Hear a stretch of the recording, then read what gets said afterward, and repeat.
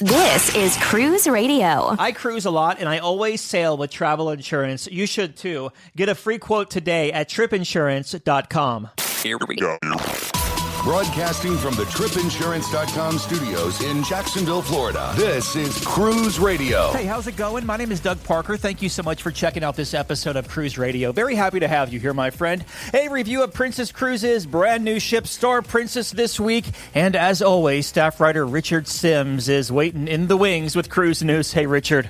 Hey, Doug. We start the week with an update on an American cruise passenger who disembarked a ship in St. Martin last week and, by all accounts, vanished.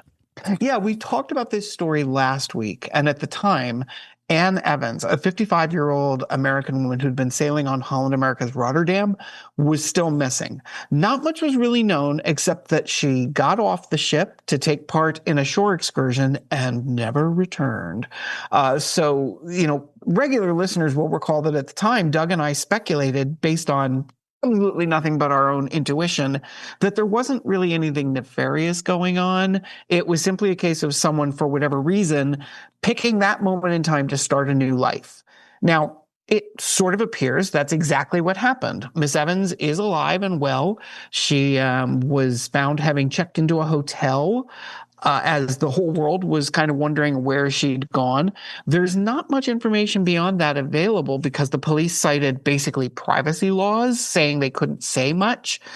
Personally, I'm hoping she's out there living her best life. I mean, who hasn't dreamed of just starting over? I remember a couple of years ago, I was on a cruise, and during a stop at, I think it was St. Kitts, I went to this cute little resort for, where you buy a day pass, and I was talking to one of the staff, and he was like, you're exactly the kind of person that we look for when hiring for a place. And for like a hot second, I was ready to be the world's first fat, balding cabana boy. I was like going to give it all up and just serve people drinks. So I hope she's having a great time out there. Meanwhile, crew aboard a ship jumped into action when they spotted a man in the water, but it actually wasn't a cruise passenger.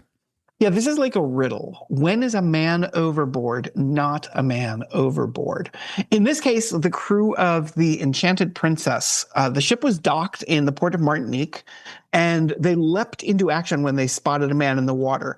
The ship sounded the man overboard alert, even though it turned out he wasn't actually a passenger.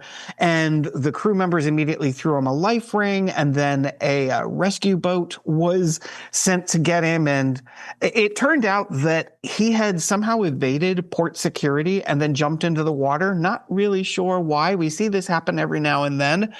The crew of the Enchanted Princess, did everything. They got him out of the water, and then he was turned over to the police. No word on why he did what he did, but kudos to the crew for their quick response, especially since, this wasn't a case where someone jumped off the ship. This was a random person who wound up in the water jumping from the shore. And a Florida port beat out, another Florida port for the title of world's busiest cruise port. It was a close race there for a while, but at the end of the day, Port Canaveral eked out a victory over Port Miami. This is only the second time in Port Canaveral's history that it's claimed the top title, and it was thanks to 8.6 million, what they call passenger movements. That's the statistic they use to determine the top port. Port Canaveral saw its traffic increase thanks in part to a 13% increase in the ships arriving, not to mention that they welcomed some of the world's biggest ships, which also obviously helped boost those numbers. But here's another number that's kind of important and connected to this. According to the Space Coast Office of Tourism, and I love that they call it the Space Coast, according to the Space Coast Office of Tourism, 27% of cruise passengers sailing out of Florida spent at least one night in a local hotel room. That means about 2.3 million hotel stays, which is obviously incredible for the local economy. I kind of think that they should send us a cut of that money because we are always advising people to fly in a day early, right? Yeah. Well, it's interesting, too, because if you've noticed, I think you stayed down there before your Mardi Gras cruise, didn't you, last a couple of years ago? Yeah. Like only a couple of brands really have a strangle on the market. So there needs to be some competition because lately some of those hotel rooms have been over $500 a night, like Manhattan prices for Port Canaveral. That's crazy. Yeah. I'm actually looking right now because in March, I'm going to be flying in a day early, and I'm looking at hotels now to figure out exactly where to stay. And yeah, there's some pricey stuff out there. And it looks like the folks at Villa V Residences are about to launch a new product, this time aimed at a more upscale market. I wonder if regular listeners can actually hear the sound of my eyes rolling. I'll admit I've been a critic of Villa V and their residence program ever since it launched. And I am constantly reading about or watching videos regarding people's experiences on board. I'm like obsessed with this. Some of the most popular YouTubers who were on board, not just for a few days to help promote the ship, but people who actually bought cabins and were doing like daily blogs from the ship for, a year. Some of them have actually very publicly left. And what's kind of interesting is apparently their contract has certain wording in it of what they can and can't disclose about their time on board and their situation leaving. It's all very, very interesting. Topic that fascinates me. In any case, now comes word that Villa V is launching a second product, and this one is described as being aimed at those looking to live on a luxury cruise ship. Now, you might remember that when Villa V began selling cabins on their first ship, they didn't actually have a ship. They were sort of like pre-selling the experience. And this is the exact same thing. They have not yet purchased a vehicle or a vessel. The working name of this particular offering is Project Lumina. And according to Cruise Industry News, the private residences on board will start from $539,999, so $540,000 for an ocean view, and up to just a hair under $900,000 for balcony suites. This new division is being headed up by Chris Cox, whom Cruise Industry News reported was, and I'm going to quote here, quote, most recently with Crescent Seas, which abandoned plans to charter the Regent Seven Seas Navigator and Oceania Insignia and turn them into residential cruise ships, unquote. Reportedly, investment pitches are already being made, including to those who are currently residing on Villa V Odyssey, their first ship, but that shouldn't be taken as an indication that they're like basically ditching the first ship and trying to move people over to the second ship. The company says that both are going to continue to operate, completely independently. But if you know anything about me and my obsessions, I will be watching this story very, very closely. A couple of people who email me regularly from on board the Villa V Odyssey. One emailed me this morning, not going to mention any names here because they would kill me, but reportedly buying the Regent Seven Seas Navigator and putting it under their portfolio. But reportedly, I'm not saying it's a fact, but that's what the onboard people are telling me. Well, and that's interesting because, I would think that they would probably share that information with onboard people first, because if they are trying to upsell them, they would want to say, hey, look, this is the ship we're buying. And that also tracks, since that basically was the ship that Chris Cox was, sort of looking to purchase at his previous role. So he probably already had, sort of an idea of what ships were available, what the pricing would be, that kind of thing. So who knows? Maybe we'll get some news on that soon. And big news from cruisers looking to sail from the East Coast. Sadly, this does not involve more ships sailing out of my home port of New York City, but it is still good news for the East Coasters. It looks like Norwegian Cruise Line is building a terminal in the city of brotherly love, aka Philadelphia. Actually, not only does it look like it, they've already broke grounds on it. If everything goes as planned, the new terminal will open in April of 2026. That timing is actually really important because that is coming up on the celebration for America's 250th anniversary, which of course is going to be a huge time for tourism in Philly. So, come to celebrate our country and then get on a cruise and celebrate some more. Supposedly, the ship that's going to be sailing out of there is the Norwegian Jewel, which is the sister ship to the Gem. So that's very tempting for me to hop on down there and take a sailing on that ship, see what other ships in that class are all about. Norwegian is committed to at least 41 sailings a year between 2026 and 2033. And it's important to note that's not 41 sailings spread out over those years. It's actually 41 sailings each year between 2026 and 2023. They're also saying that ships from all three of the lines which sail under the umbrella of Norwegian Cruise Line Holdings will be sailing out of there, which means NCL, Oceania, and Region 7 Seas will all be sailing out of Philadelphia. So they're investing heavily here. That's a big amount of money to be putting into a new port. And speaking of big amounts of money, if you want to go to Alaska on one cruise line, well, you can spend big amounts of money. You certainly can. I'm a big believer that if you want to see Alaska, you should go now before basically all the glaciers melt.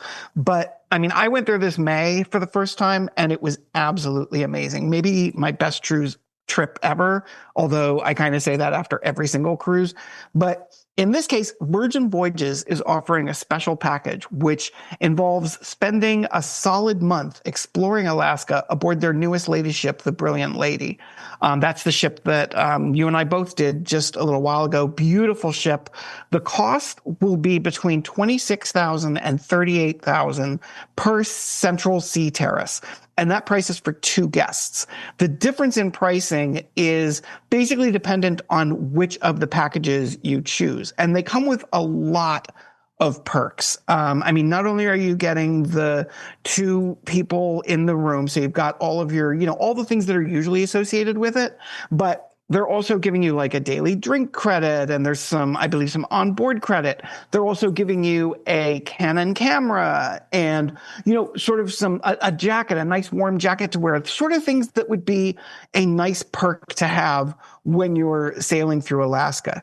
Now, one of the things that kind of caught my attention about this is when they announced it, you're on board for a month. There's a sailing from May to June, June to July, July to August. And you really want to look carefully and decide, if you decide to do this, which one you want. Because the first cruise in May does 3 different itineraries. One itinerary is repeated. Each itinerary is a week long. But some of I think it's the July one, does basically the same itinerary 3 times in a row. Same with the August one does 3 of the same itineraries and then 1 different one. So, unless you are really there more to be on the ship and explore these ports in depth, you want to make sure you're getting on one of the ones that does more than 1 itinerary. Because I can imagine that doing the same itinerary 4 times in a row, I don't know, might get a little stale after a while. And we close with a bit of good news for Carnival Cruise Line passengers. Yeah, that's right. It's not the news that they're probably hoping to hear, which would be that Carnival is not ditching their VIFP plan for this new Carnival Rewards program, but it is sort of going to help people who are planning on doing this. They just sent a letter out, and it says that they've been listening to feedback about their upcoming rewards program, and here's what they want to say. I'm going to quote here. To give you extra time and let your summer 2026 cruises count toward your final VIFP club status, we are moving the launch of Carnival Rewards to September 1st of 2026. It originally was supposed to be, I believe, June 1st, if I'm not mistaken. That means, and I'm back to quoting here again, all your cruise activity through August 31st, 2026 will count towards your final VIFP status, which will become your starting status in Carnival Rewards. So they are still moving toward the very controversial Carnival Rewards program, but they're giving people extra time. And that is kind of important because a lot of people have summer trips, which if they had cut it off at the beginning of June, those summer trips wouldn't have counted toward their ultimate, designation of where they land in Carnival Rewards. So this gives people a little bit of extra time to do that. That's the first change they've made. We'll see, because they've been saying all along that they will probably, tinker with details about the new rewards program as we get closer to its launch. This is the first. We'll see what comes next. All right, Richard, hang after the break. We'll talk Star Princess, okay? The world is constantly changing. Your place for news is still the same. Online and on demand at cruiseradio.net. A big question we get at Cruise Radio is, how do I know if I need trip insurance? Simple answer. If you're getting on a plane, taking a road trip, or getting on a cruise ship, you need to have travel insurance. Hey, it's Doug Parker from my friends at tripinsurance.com. Not only does tripinsurance.com protect your vacation investment, but it also gives you peace of mind in case anything were to go wrong on your trip. How do they do it? They offer 3 different types of trip insurance policies. Good, better, and best. One policy for every vacation budget. But it doesn't just stop there. They're up to 40% lower when you shop around on other comparison sites. Plus, tripinsurance.com offers 24-hour customer support before, during, and after your trip, online claims assistance, and travel alerts to let you know what's going on at your destination. But find out for yourself. Check out tripinsurance.com. Have a tip or a lead on a news story? Let us know. Email tips@cruiseradio.net. All right, Richard, it's your show. Those are the words I have been waiting to hear for, 10 years now? Yes. I am in control. I have the comms. So we're going to talk a little bit about the Star Princess, which you've actually had 2 opportunities to explore. So I expect you've got all kinds of fun details and secrets and all kinds of things to share with us. Yeah, I mean, I was on for, I think, 14 days total at this point now. So about the same that I was on for Sun Princess, which was the ship before. So yeah, let's go. All right. Well, let's start with that. Right off the bat, what do you see as the primary difference between the Sun Princess and the new Star Princess? So the hardware is pretty much the same. The only real difference that I'd noticed was they took out a gelato shop on the ship and they expanded O'Malley's, which is the super popular Irish pub on board. So you can seat like 33 more people in there. That Love by Burrito, which is the artist and also Chef Rudy's kind of collaboration as a restaurant on the back of the ship on like deck 17. They put 20 more seats in there. And then the sports deck, of course, I don't know if you remember this, on Sun Princess, they rolled out this kind of top deck, not roller coaster, but glider, they were calling it. That didn't work. So they scrapped it on that ship, like right out of the gate. So it's more of a pickleball court, jogging track, and typical of what you'll see on an upper deck these days. Outside of that, it's almost an identical ship. I think the thing that for me has caught my attention, and this started with Sun and continues with Star, is the sphere, the dome, the main thing you see at the front of the ship, because not only does it grab your attention visually, but I like the concept. This reminds me sort of things we've seen on some other ships, like the day to night transition that places like Cafe 270 make on some of the Royal ships. Is this sort of like that? Does this have, I understand that there's a swimming pool. I don't know exactly what.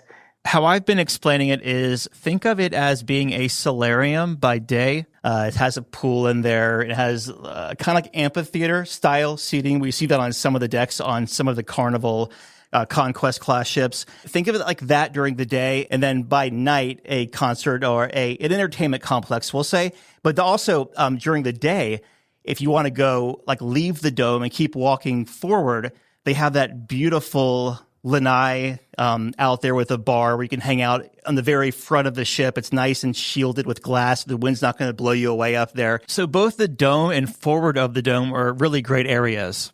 Do you feel as if the loss of the glider or whatever it was, do you think that's a major impact, whether for this ship or for the Sun? I mean, this ship never had it, but the Sun did briefly. Is that something that you think they needed as a selling point? Or is that something that, Princess can kind of back off of and let lines like Norwegian and Carnival do the top deck, high flying stuff? Yeah, I mean, in my opinion, that's not Princess's demographic, right? Not saying that people wouldn't enjoy the glider, however it was supposed to work, but that's more geared towards mass market, in my opinion. I think what they did now, putting a pickleball court there in its place, every time I went up for a morning run, there were people waiting in line to play pickleball. So it seems to be a lot more popular. Yeah, I agree with you that I don't really think of Princess as needing those kind of, top deck attractions. It's just not. Let me ask you this. How do you think it fares as sort of a multi-generational ship with specifically a look at the younger demographic? Like, you look at Norwegian, you look at Carnival, they're very clearly doing things that will be sort of very attractive to new to cruisers and younger cruisers in particular. How does the demographic on this ship feel without that attraction kind of thing? I think it works just fine. My buddy Ben has a 5-year-old, and anytime that Ben or his wife went to get his little one out of the kids club, he was crying because he didn't want to leave. So they have a lot of it's a very multi-gen ship. I'll say that, as far as whether it be the babysitting services, just the kids club and what they have down there, or even around the ship with, I saw like the pizza place tended to be really popular with the teenagers on the ship, kind of a cool little hangout place for them. So I think they have that locked in as it being a multi-gen ship where, if you were sailing on, I'm just going to throw out like Holland America maybe, because they are a multi-gen cruise line, especially when the grandparents are paying. But I would say like this class of ship, the Sphere class with Princesses, has a little more of the multi-gen atmosphere locked in.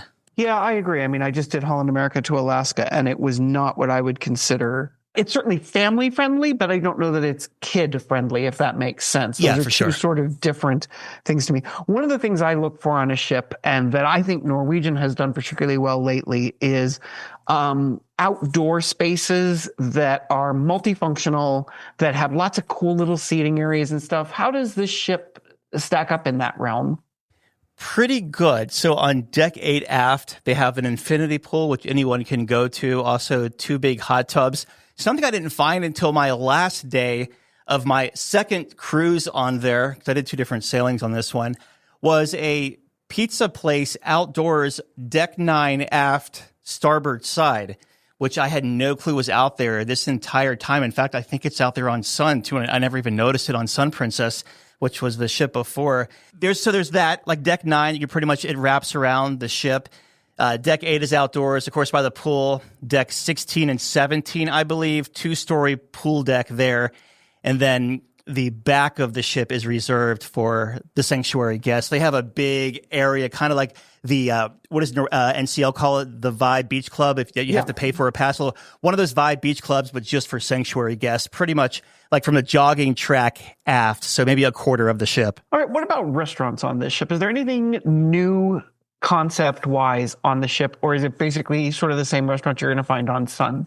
Yeah, it's the same restaurant you're going to find at Sun. And with Sun, it took a lot of tweaking and studying the passenger flow to figure out where to put what restaurants. They moved a couple of different restaurants between the Europe season and the U.S. season when Sun rolled out. But they seem to have fine-tuned this and have everything loaded in. But you're going to have your basic, like we'll start at the buffet, which is called the Eatery on this one. And then at nighttime, they have the Americana Diner, which is located deck 9, the same deck as the buffet, but very back of the ship aft. So by nighttime, that space is a sit-down kind of diner restaurant, steaks, breakfast all day, kind of things like that. But by breakfast and lunch, that's an extension of the Eatery, right? So you basically have the Eatery buffet, which is pretty long, and you walk through this little corridor, which is going to be a buffet again for breakfast and lunch, and then a sit-down restaurant for dinner time, if that makes sense. When you say it's sort of an extension, it's not just a place to go and take your food during breakfast and lunch. You can also actually sit at a table and order things there. Is that correct? Okay, so you can't sit at a table and order things, but there is a full-service buffet set up there for breakfast and lunch, and then dinner is the only table service back there at the Americana Diner.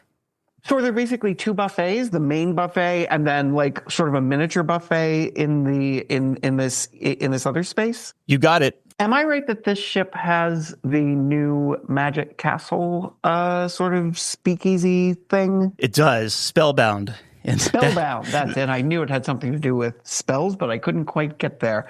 Did you get to experience that? I did, and I am so glad. Let me say this, because on Sun Princess, this rolled out. It was like $150. It included the dinner, which was just a space in the dining room reserved, and then all you can drink in there, and then a couple of different magic shows, a big show in the theater, or the theater inside of the speakeasy, and then a lot of bar magic was happening.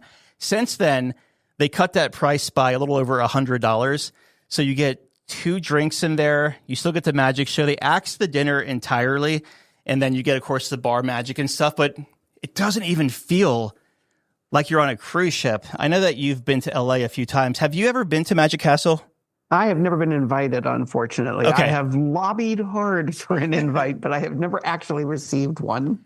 Okay, well, it gives you almost whoever designed this. I mean, I know that like Erica Larson and the new owners, and of course the ship staff, Richard Parker and stuff. They did a really good job of incorporating Magic Castle into this space, because there's even little things to look for, like there's a Cunard ship in a bottle that actually moves. And it's just something that if you weren't really paying attention to the bookshelf or the backstage area or wherever you are in the speakeasy, you would never even notice. But if you pay close attention, things, I don't want to give too much away, but a lot of things change. There's specialty drinks that are served in there with different kind of effects, with a smoky effect or kind of different shaped ice cubes, and a lot of mystery around the drinks that are served in there. So I'll give them that. If you're into exploring different specialty cocktails, this one's for you. It's also worth noting you could stay as long as you want. No one's going to kick you out after the main show's over. It sounds sort of almost Disney-esque in a lot of ways. Like I think of when you walk in to the lobby of the Tower of Terror, you're just struck by how many different things there are to look at. And this sounds sort of similar in that they created a really cool, I get the impression it's sort of almost like a 1940s, 50s vibe. Am I right? Yeah, and they had, the act we saw was a mentalist, and I don't know how they figured out what they figured out, but that blew my mind. I don't want to know because I kind of want there to be a mystique around it. It was just really cool. The main show wasn't. It was short, maybe 25, 30 minutes, the main show. And then you get like 30 minutes of pre-time kind of banter. Then when that's out, you can kind of stay as long as you want to in there until you want to leave. But yeah, no stone was left unturned creating this space, because I 100% did not feel like I was on a cruise ship. That's amazing. I think more and more ships are doing that. We've seen the Royal Caribbean doing the train ride thing that is sort of an extra sensory experience. So very cool. Did you try any other specialty restaurants? I mean, you must have. You were on there for 700 days. Yeah, so I did pretty much between the two sailings. I did all of the restaurants. I bought the premier package on the first cruise, so that gives you the option to dine as if you wanted to go to two different restaurants in one night, you could. There's like no limit on what you could eat or drink on that with that package there, because they have the Premier and Plus package. So I guess I'll start with the, what is the steakhouse called on there? Gosh, I get Cagney's confused with Crown Grill because they're both C. But it was good. They had the upcharge if you wanted to do the Nolan Ryan steak. I did do the upcharge because it was like $20, $19.99 or something like that. It was a good steak. It was solid, but I probably couldn't tell the difference between that and a normal steak. But then again, I'm not a foodie at all. Then I went to the Italian restaurant, which is called Sabatini's. I just had your typical pasta there, chicken parm, tiramisu for dessert. About a 3-hour experience, but with good conversation too. I'm sure if you wanted to get out of there quicker and tell them you had a show to go to, you could. Teppanyaki, always fun. What can you say? You're going to have, once you've been to one, you've been to them all. Quality of meat was the same for the shrimp and steak. Did you get any food thrown at you? Not this time, but on Sun Princess, I did catch the shrimp in my mouth. So I tried that. I got a shrimp in the head. Didn't we try that on a sailing we were on together? We did. I think we did that on Getaway. That's right. We did it on Getaway. That's right, yeah. And I have learned over time that experience, no matter what ship you're on, no matter what line it is all going to come down to the group that you're with. 100%. I've had times when I've done it with a group that was just so much fun, and then I have done it when I am with people who sit there stone-faced and could not be entertained by anything that the chef did. Yeah. So it's always good if you have a group that you're going to have a good time with. That really helps make the experience. What was the standout meal for you during the course of the week? I went to the Catch, which is the Chef Rudy has that, the Catch. He also has a restaurant, what is it called? The Sea Grill on Carnival, and also a restaurant on Holland America. But the Catch is his seafood restaurant with Princess.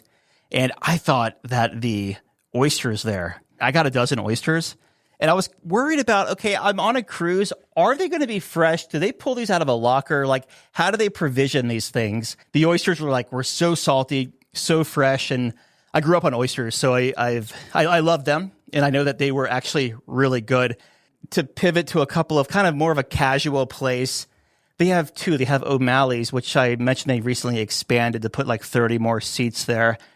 That's a pub, right? So fish and chips, shepherd's pie, things like that. I didn't eat there. I just had a beer there one day, which is like the first beer I have had in maybe a decade because I only drink clear, like vodka sodas. That was fun by night. Like at nighttime, we went in there and it was a blast. They had a band playing in there, the jigging and dancing and all the fun stuff up there. And then after that, please tell me you did a jig. Please tell me you did a jig. I didn't, but everyone, like the folks I was with, they. Not going to name any names. They had a great time there. I will say that much. But the cool thing was, is right across from there is called Princess Live, which is their kind of think like by day trivia presentations, things that maybe don't warrant to be held in the main theater. Kind of a smaller venue for things like that. So they had karaoke in Princess Live at night. So it was always fun just bouncing between the two. Like you'd have someone butchering Sweet Caroline. And then you go, okay, I've had enough of this. My ears are bleeding. We're going to go back to O'Malley's and then, back and forth. So about 3 or 4 hours doing that was fun. Also Alfredo's, which that pizza is so good. And it's included with that. I think you get like 2 dinners there with the plus package maybe, but I had the premiere so you can go there every day if you wanted to. And that used to be complimentary up until a couple of years ago. So now it's like $8 a pie or somewhere around there. I gotta say, I am not a fan of paying for pizza on a cruise ship. It just feels wrong. I don't know. That just, Alfredo's was always something I had heard about, and it was supposed to be like, one of the best things about Princess was the free, amazing pizza. And I don't know, it just rubs me the wrong way to suddenly have it be I'm not a member of the Nickel and Dime crew. I never have been, but this one kind of rubs me the wrong way. I will say I was the same way because I've sailed Princess it's probably the line I've sailed the most aside from Carnival in Norwegian. The pizza is really good. And Did you try the main dining rooms at all? Once for breakfast. Solid service, sat by myself. I was against a window. And I always ask if I'm dining by myself to put me off to the side because I don't want to be, I know no one cares, but I feel like when you're in the middle of a main dining room, it's just like all eyes are on you. And again, it could be 100% in my head, but that's how I feel. So I always ask to be put off to the side or in the corner. And if it's not ready, or if I have to come back, I was like, put me on a wait and I'll come back when that space opens up. The food was good. The breakfast was solid. The eggs were good. The bacon was good. Did a great steak one night in the main dining room. Anytime dining, kind of just rolled in there when you wanted to.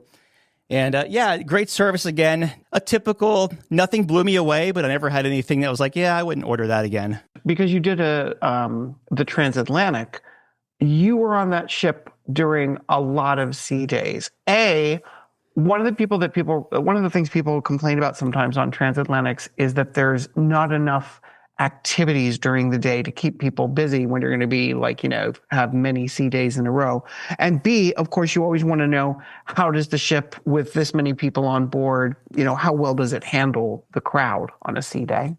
So the longest stretch of sea days I had was 2 days because even though I booked the transatlantic, I got off the ship early. So I got off the ship in the Azores in Ponta Delgada, where the longest stretch was 2 sea days. But I will say, there was a couple of sea days before I got off the ship between port to port. It never felt crowded. Yeah, you have your, like any ship, morning time at a coffee shop is going to be a hot mess. You have options there. You can go down to, for instance, International Cafe on deck 9 is like the coffee shop. But if you go down to 7, there's Currents Coffee, which never really had a massive line compared to International Cafe. So you kind of get the flow of things and you see where people aren't going and go there. And you also, after a couple of days on board, you understand the patterns of when everyone wants to eat on this sailing. And you either go before or later and adjust your schedule. That's what I did. I was coming on this sailing from Asia, so my clock was just all screwed up, my internal clock. So I was just eating when I could. And if something was closed, they had the grab and goes there. Kind of like, remember how Virgin had that in the pizza place, grab and go? A lot of that. Yeah. I'm not a pool person. It was a little chilly out there on a couple of those days, so it wasn't crazy busy by the pool. It's probably much different now being in the Caribbean for the wintertime because it's a lot warmer than it was on our transatlantic. But I never felt, wow, there are too many people on this ship. I've certainly been on mega ships where I'm like, I cannot wait to get off this because it's just they're piling too many people on here. But on this one, I never felt that way. I know you're not really big on entertainment, but you always at least check out a little bit of it. So what'd you check out and what'd you think of it? In the Princess Arena, I saw 2 shows. There was the Meridian, which was kind of taking place at sea on a pirate ship, fully immersed with the LED screens. And then I saw a show called Illuminate, which was held under a big top, also in the Princess Theater. A lot happening on Illuminate. You had the big top going up and down. You had clowns running around. You had aerialists. I had no clue what was going on, but I actually stayed for the entire show. All right. For those of you who may not know this, let me just point this out. For Doug to say that he sat through an entire show there just aren't words to describe how rare that is. I have traveled with him. I have talked to him about all of his trips, and I don't remember the last time you said, yeah, I sat through the whole show. Yeah, I think it was like 2014. Whatever ship has We Will Rock You. Is that Anthem or Quantum? I can't remember. That was Anthem. I saw it on Anthem. Okay, yeah. So that was the last time I sat through an entire show, and I think that one even had an intermission, and I sat through that too. So 10 years it's been. I just love watching I can't follow anything, but I don't think you were meant to follow any of it because there was just so much happening at one time. And some might say it's sensory overload, but it was great in my opinion. I have to say I love sensory overload. I mean, when I saw the original Spectra 270 or whatever it was called on Anthem in the 270 venue, I could not have told you what the story was at all, but they kept doing new things and keeping me entertained. And, that's I have short attention span. If you keep throwing new things at me, I'm going to be happy. So that was pretty much it. So is there anything else about this ship that is, whether it's new or different or something that people who maybe are new to Princess or new to this ship should know? The Ocean Medallion program. That's the little medallion like you wear. When you sailed Royal Caribbean, were they doing the WOW bands where you wore it on your... I did. I had a WOW band, yes. So think of it like a WOW band or like a Disney Magic band. You can get a watch for it or wear it around your neck or put it in your pocket or whatever. But going back to making, kind of first-time things for someone sailing on Princess, doesn't have to be this ship.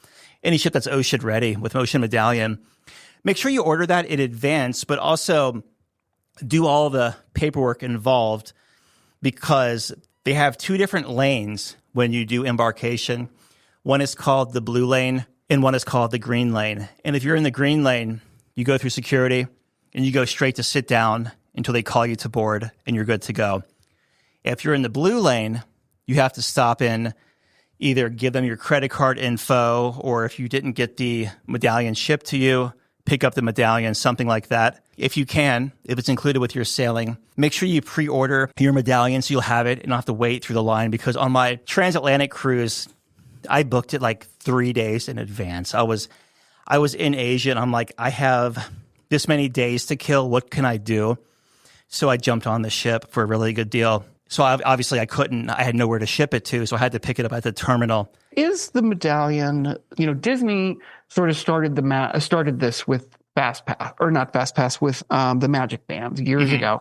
And it used to be that when you went to Disney, if you sent them your information in advance, they sent it to you, it was all free of charge, blah, blah, blah. Now Magic Bands are something you have to buy. Is the Ocean Medallion included? Is it something you have to buy? You don't have to buy it, but I believe what package you have depends on if you get free shipping with it. Otherwise, if you don't want to pay for the shipping, now this could have changed since then, but if you don't want to pay for the shipping, you can certainly pick it up at the pier and it is waiting for you. It's not like they have to, make a medallion and etch your name on it. Like everything is waiting for you if you haven't picked it up yet. Actually, I think even if you have had it shipped to you, they probably have one at the pier there as an extra just in case that you may have forgot it at the house or what have you. But it's really convenient too because everything's linked to it. And so you walk up to, let's say, the International Cafe and get a latte. Well, your picture's attached to it, RFID. And so they say, Mr. Parker? I'm like, yeah, like you're good to go. So there's no having to exchange the card. Every once in a while, like if there's a lot of people around, it seemed like it may have overloaded the machine. So you have to put your medallion on this little sensor to get a solid read on it. But other than that, like going to a bar, like at this bar there, Crooners is the name of it. And so I would sit at the end, and every time I would order like a bottled water or a drink, they would be like, I'm like, go to put my medallion out. They're like, no, it's right here. And he showed me the pad, and it showed everyone sitting there and their photo. It was so wild. But then even taking that a step further, like it opens your stateroom. In some ports, you can use it for shopping if it's part of the Princess shopping program. It just removes, like other lines that have, similar technology, it just removes so much friction, if that makes sense. My concern, I guess, with technology, and I thought about this a lot when we were on Virgin, because of course Virgin is also very into their tech. I don't know about you, but at least once a week, my computer at home goes on the fritz, and I can't imagine, what if there's some kind of major problem with the tech and everything relies on that tech? That just seems like a disaster waiting to happen. Yeah, no, it certainly does. I guess kind of one of the things when you have look at Airbus in the news lately, right? It's like a flying laptop, and they just grounded a few. What's interesting to me is I've just been reading over the last few days that Disney, who, as we said before, sort of pioneered all of this stuff, is suddenly starting to back off. They're starting to say, we don't want guests to spend all day on their phone, having to like make every reservation on phones and things like that. So Disney tends to be a leader, and the cruise industry has in many, many cases followed Disney's lead when it comes to tech. So I'll be interested to see if over the next couple of years we see the same thing happen on all of these smart ships where they're like, you know what, maybe we've gone a little bit too far. Maybe we need to make it a little bit easier to do some things. Mm-hmm. I don't know. That'll be interesting. Well, also, your photos are attached to it. Like anything you do around the ship is attached, even if you go to the casino. Well, like Virgin was. If you go to the casino, you can just tap your band there, whether you have free play or you want to charge to your room. You could do all that just from that medallion too. So it also makes things a little too convenient sometimes. Yes. Speaking of which, how was the casino? It was good. That's actually a change they made that I forgot to mention. So they have a new non-smoking casino. The shops of Princess or by Princess on deck 8, they took one of those shops out and made it a non-smoking casino with a temporary kind of roll-in bar. They have 77 slot machines in there. So that was nice because when the smoking casino got smoky, I'll just say it got really smoky. Like sometimes it was a little too, and I like going to Vegas and I like going around, and it doesn't really bother me. The smoke doesn't. And I just thought, you know what? I'm glad there is a non-smoking casino as an option with the same games, like, the Huff and Puff and the Momo Mummy and all the nonsense like that. So I would just go down there and piddle around for a little while if that got a little too smoky. But I don't know if you remember, but on Sun Princess, they had the Buffalo Pit, which was, I don't know, like 30 or 40 Buffalo games all in one condensed area with this big marquee over them. And it had the buffalo always running through the casino and stuff. Well, they pivoted. There's no longer that many buffalo games, but now it's Huff and Puff. So there's like 30 Huff and Puff games with the little pigs running across the big marquee in the casino and things like that. So I guess we'll call it the Huff and Puff Pit now instead of the Buffalo Pit. But love me some Huff and Puff. Yeah. But yeah, there was like probably 6 or 8 table games in there. There was the craps table, roulette wheel, a high limit area, maybe like 20 machines in the high limit. And then the other side was the non-smoking. So you would go, you'd be in the casino. There is the piazza, which separates it on deck 8. and then walking through the piazza past the sushi restaurant, that's where you would go into the non-smoking casino. And if you just kept walking back from there, you'd go into the shops of Princess, and then eventually you'd end up in one of the dining rooms in the back of the ship. You know, one of my favorite things on any ship is sort of a nice aft-facing, preferably open-air bar. Do we got something like that on here? Yeah, the back of the ship on deck 8 is the Wake View Bar. That's where the infinity pool is. You have 2 hot tubs there. Plenty of seating. You have clamshells back there, and just a lot of places to sit down and enjoy a sunset if you want to check it out from the aft. But also, as I was mentioning earlier, deck 17 forward ahead of the dome, you have a big open terrace out there that kind of mirrors the back, but obviously the front of the ship with 270-degree views. You got to do 2 different sailings. Does that mean you had 2 different staterooms? What was the stateroom situation like? The first stateroom I booked for the transatlantic, that was an inside room. And let me tell you, I mean, aside from it being nicely appointed, a lot of USB plugs in there and USB-C, I believe 5 outlets, and just, a lot of space there with the 3 closets to put your belongings in. The first full sea day, you were probably wondering where the heck I was. I slept for 21 hours. Being over in Asia and the Middle East caught up with me. Just that second day, the first sea day, I was just out. So I don't know what kind of bedding they're using. Maybe I'm just getting older. I don't know, but it was amazing. And I sincerely want to order it if, Mom, you're listening for Christmas. I was just going to say, anybody who's looking for Doug's Christmas present, There it is. Well, final thoughts on the Star Princess?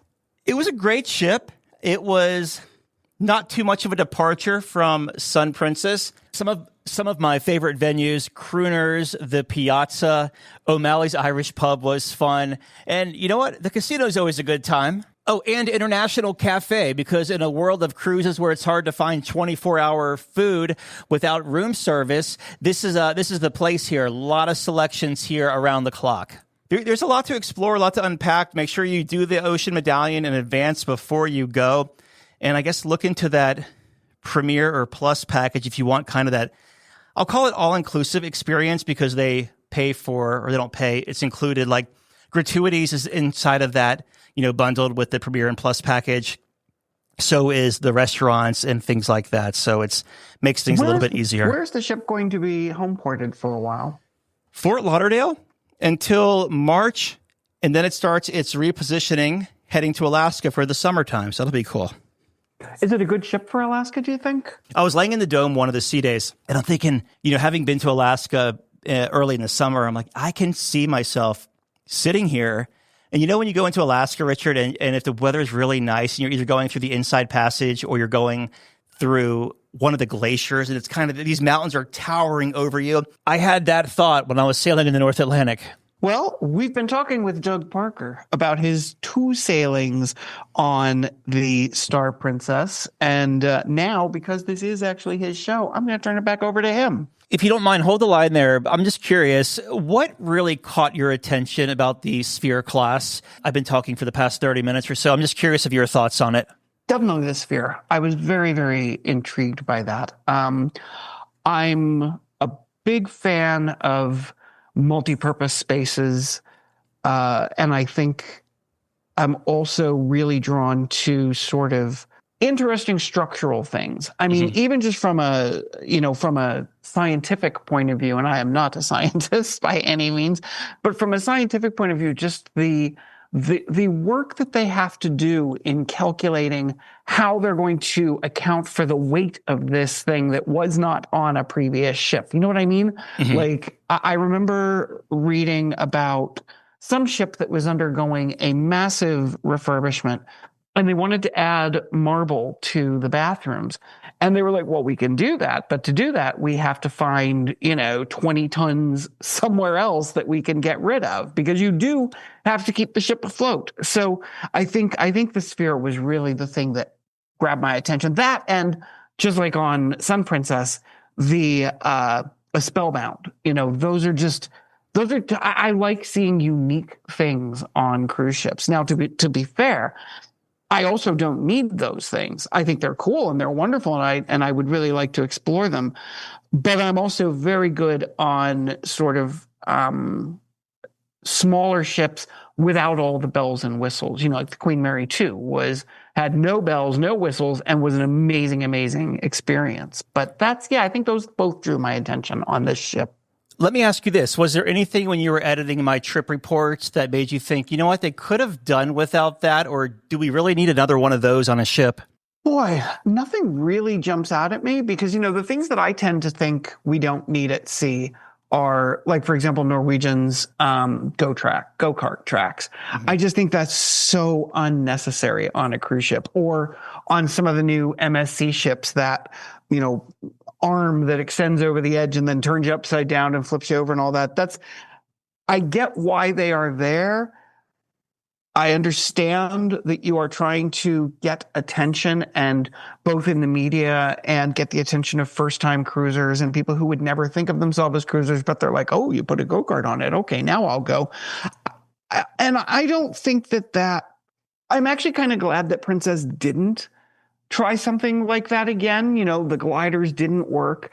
I'm glad they didn't try and refurbish that and come up with some new way of doing it, because it just doesn't feel princessy to me. It doesn't feel necessary for princess. Yeah, and back to Alaska, we were talking about kind of the spaces around the ship where it would be perfect for Alaska. And I totally forgot to mention the Piazza area when we were speaking about it, which is another entertainment venue in itself, 3 decks there. But on the port and starboard side, the glass is more of a sphere. So you could, on sea days, grab a coffee at Currents or International Cafe, or grab some sushi or whatever you want to, go to Crooners, and you're sitting there where the sphere protrudes out on the side of the ship. So it's almost like the Radiance class from Royal Caribbean was designed with Alaska in mind. It's almost like these ships were designed for Alaska. I don't know if they were or not. No one's told me that, but it just seems like it has that real Radiance class vibe where a lot of places you go on this ship, you're going to be connected to the outside. And it would make sense for them to be sort of, if not designed specifically for Alaska, certainly keeping Alaska in mind, because if I'm not mistaken, Princess has more cruises going to Alaska than anyone else. Mm-hmm. So they are heavily invested in Alaska. So even if they haven't specifically built this particular ship or this particular class of ship for Alaska, they certainly at some point looked at it and said, hey, this could go to Alaska because we're sending a lot of ships up there. So it would make sense that everything they do, they filter through, at least on some level, that particular thought process. What are your thoughts on the transatlantic sailings? I have always wondered if I would like that. I love sea days, but I worry about rough weather, which, is something that you almost inevitably get at least 1 or 2 days of, it seems, when it comes to transatlantics. I love the idea because, I don't care. I always say this. I don't care where the ship is going. I want to be on the ship. Mm-hmm. So, I've done sailings, and you've done sailings with me, where I didn't get off the ship. I didn't. So the idea of a transatlantic is kind of very appealing to me on that level. Like I said, the worry I have is sort of very rough seas. I've done some rough seas. I've sailed through hurricanes, whatever. And very rarely do I have an issue with it. But I don't know, that just sort of is in the back of my mind as a potential concern. All right, man. I know we got off on a couple of side rails here, but thanks for the interview. That's okay. I think some of our best conversations are when we go off on left-hand turns and right-hand tangents. So I was glad to do it. And if you want to catch any of the trip reports from the Star Princess sailings, you can find that linked up at cruiseradio.net. All right, Dougie, let's see what we got for you, buddy. Cruise Radio is produced at the tripinsurance.com studios in Jacksonville, Florida. Get cruise news, ship reviews, and money-saving tips every Thursday on Cruise Radio. If you've enjoyed this episode, please subscribe to the show.